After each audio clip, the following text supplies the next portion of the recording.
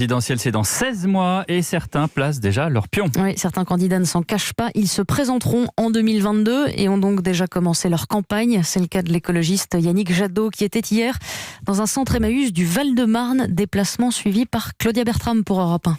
Dans ce centre d'hébergement, Yannick Jadot échange avec le directeur général d'Emmaüs Solidarité. Écoute le témoignage d'un ancien sans-abri.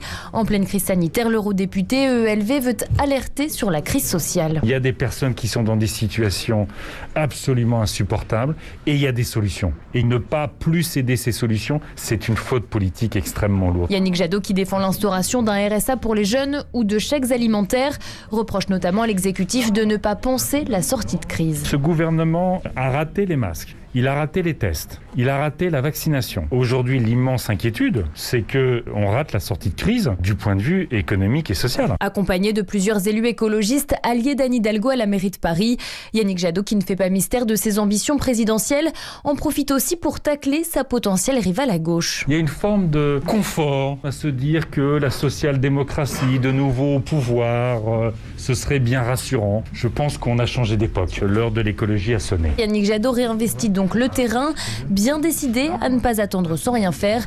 La primaire écologiste prévue dans 9 mois. Un reportage de Claudia Bertram.